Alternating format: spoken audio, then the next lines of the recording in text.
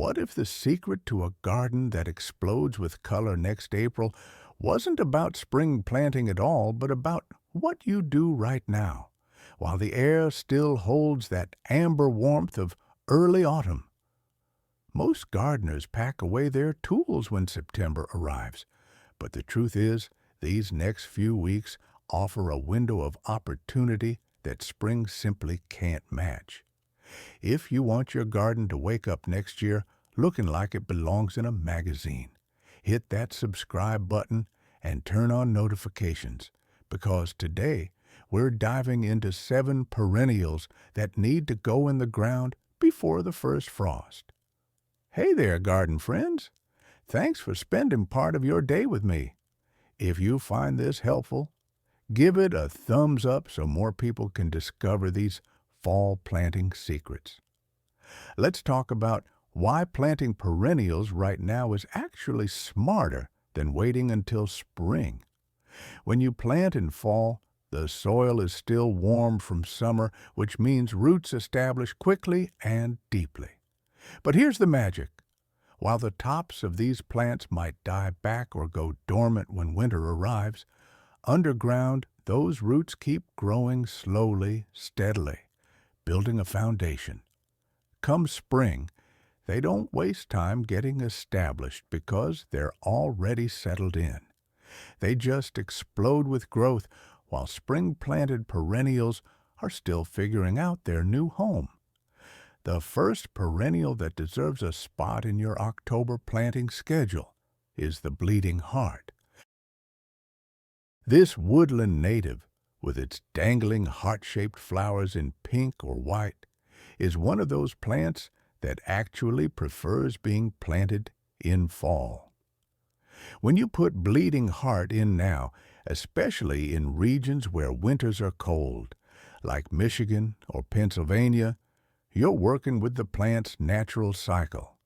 It wants that period of cold dormancy. The roots establish through fall and early winter, and when spring arrives, you get those arching stems loaded with flowers weeks earlier than spring-planted specimens. Bleeding heart thrives in partial to full shade, making it perfect for those tricky spots under trees or along north-facing walls where other plants struggle. It likes rich, moist soil with plenty of organic matter worked in. One thing that surprises people is that bleeding heart often goes dormant by midsummer, especially in warmer areas. The foliage yellows and disappears, which is completely normal. This is why I always plant it with later blooming perennials or ferns that can fill in that space. Here's a bonus tip. The white varieties tend to tolerate more sun than the pink ones. Have you ever grown bleeding heart? And did you know it could just vanish by July? Columbine is another spring bloomer that absolutely loves being planted in autumn. These delicate-looking flowers with their distinctive spurred petals come in nearly every color you can imagine: deep purple, bright yellow, coral pink, white, and even bicolors that look hand-painted. Columbine is native to various parts of North America, so you're working with a plant that's already adapted to survive whatever your region throws at it. What makes Columbine perfect for fall planting is its taproot system. That deep root needs time to establish, and fall gives it that time without the stress of summer heat. Plant Columbine in partial shade with well-draining soil. It's not fussy about soil quality, but it does hate sitting in water, so if you've got heavy clay, work in some compost or plant it on a slight slope. The flowers appear in late spring, hovering above mounds of delicate blue-green foliage that looks beautiful even when the plant isn't blooming. Here's something most people don't know. Columbine self-seeds readily, and those seedlings often produce flowers in colors different from the parent plant because they cross-pollinate enthusiastically. Within a few years, you might have a whole cottage garden mix of columbines and shades you never planted. Columbines also attract hummingbirds like magnets. So if you want those tiny jeweled birds visiting your garden next May, get some columbine in the ground this week. Do you prefer a carefully planned color scheme in your garden? Or do you love the surprise of self-seeding plants creating their own combinations? Now, here's a perennial that doesn't get nearly enough attention, and I think it's because people associate it only with cutting gardens. Peonies planted in fall will reward you with blooms so extravagant they look almost unreal. Those massive, ruffled flowers in shades of pink, white, coral, and deep red are the kind of blooms that make neighbors stop and ask what you're growing. But here's the thing about peonies. Timing matters enormously. Fall is actually the only time you should plant bare root peonies, which is how most peonies are sold. They need that cold period to set buds for spring flowering. In fact, without adequate winter chill, peonies won't bloom at all, which is why they struggle in places like southern Florida or coastal California, but thrive across most of the country. Plant your peony roots with the eyes. Those little red buds on the crown, no more than 2 inches below the soil surface. This is critical. Too deep, and your peony will produce beautiful foliage, but no flowers, and you'll spend years wondering what went wrong. Peonies want full sun and rich, well-draining soil. Once established, they can live for decades, literally outliving the gardener who planted them. I've seen peonies marking the foundations of homes that burned down generations ago, still blooming every spring like clockwork. They're also surprisingly low maintenance once settled in. The main issue is that those enormous blooms can get heavy after rain and flop over. So you might want to install a peony ring or some stakes in early spring. What's the oldest perennial in your garden, and do you know its story? Let's shift gears and talk about a perennial that brings an entirely different texture to the spring garden. Coral bells, also called heuchera, might bloom in late spring with delicate wand-like stems of tiny bell-shaped flowers, but honestly, most people grow them for the foliage, and what foliage it is. Depending on the variety, you can get leaves in burgundy, chartreuse, silver, purple, orange, even near black. Some have veining that looks painted on. Fall planting gives coral bells time to establish their root systems before winter, and they'll emerge in spring with that fresh, vibrant foliage that holds its color all season long. Coral bells are incredibly versatile. They tolerate partial shade beautifully, making them perfect for brightening up those dim corners, but many newer varieties also handle full sun, especially in northern regions. In hotter areas like Texas or Arizona, give them afternoon shade to prevent scorching. They're not picky about soil as long as it drains well. One mistake I see constantly is planting coral bells too deep. The crown should sit right at soil level, not buried. Over time, coral bells can heave out of the ground during freeze-thaw cycles, so check them each spring and gently press them back down if needed, adding a bit of compost around the base.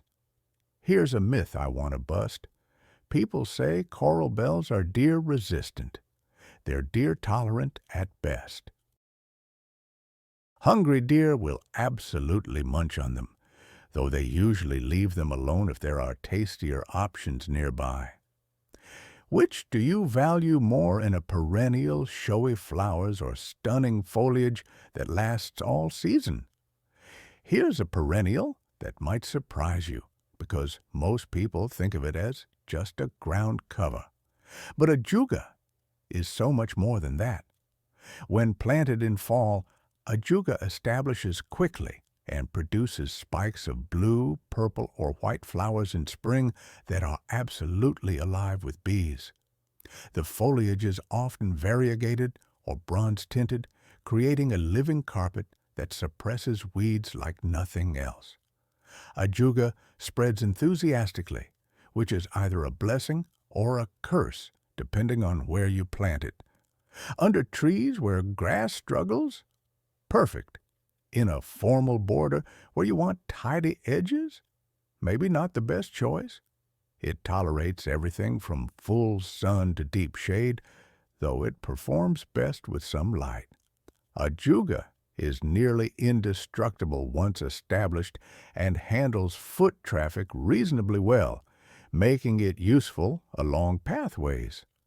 The fall planting advantage with ajuga is that it has months to spread and fill in before spring arrives, so you get that established look much faster. One thing to know, ajuga can be aggressive, so plant it where it can roam freely or be prepared to pull up runners that venture beyond their boundaries. Have you ever planted something that took over more space than you expected? And did you regret it or embrace the abundance?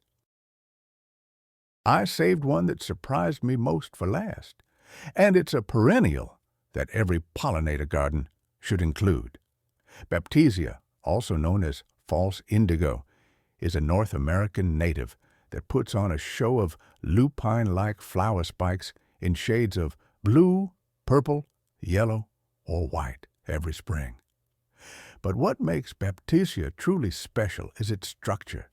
This is a plant that grows into a substantial shrub-like mound, sometimes 3 to 4 feet tall and equally wide, with blue-green foliage that looks attractive all summer long. In fall, the seed pods turn black and rattle in the wind, adding winter interest if you leave them standing. Baptisia has a deep taproot, which is exactly why fall planting is ideal. That root needs time to grow down deep, and once established, Baptisia is drought-tolerant and virtually indestructible. It thrives in full sun and tolerates poor soil, though it appreciates decent drainage. The only real mistake you can make with Baptisia is trying to move it once established. That taproot does not appreciate being disturbed. Choose your location carefully, because this plant is a permanent resident. Baptisia works beautifully in meadow-style gardens or mixed borders where its substantial presence anchors other plants. Bees absolutely cover the flowers in spring, and the foliage stays pest and disease-free without any intervention from you. It's one of those rare plants that truly looks after itself. One bonus. Deer usually leave Baptisia alone because the foliage has a slightly bitter taste. If you live in an area with heavy deer pressure, like parts of Pennsylvania or New York, Baptisia is a lifesaver. What native plants are you trying to incorporate more of in your garden? Our final perennial brings incredible charm to spring borders, and it's one that deserves far more love than it gets. Brunera, sometimes called Siberian bugloss, produces clouds of tiny forget-me-not-like flowers in the most beautiful shade of blue each spring. But like coral bells, the real star is the foliage. Those large heart-shaped leaves come in varieties, with silver markings, white veining, or patterns that look almost painted.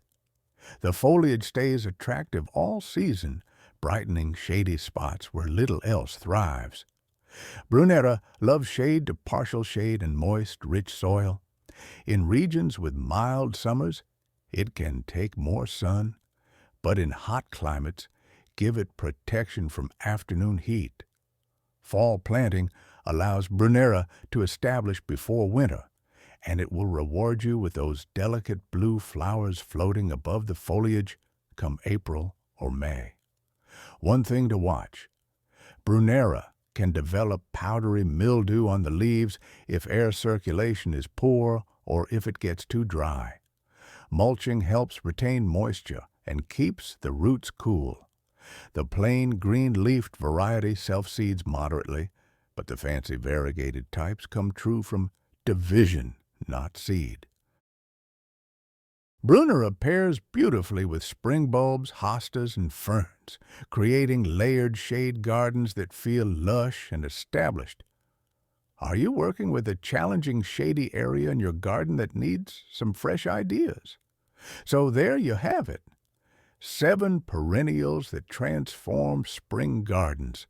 And every single one benefits from being planted right now while the soil is still warm and roots can establish without stress.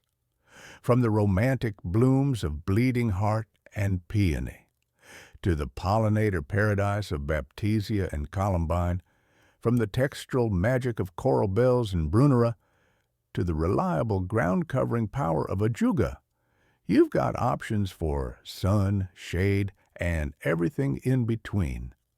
Fall planting isn't just about getting ahead of spring.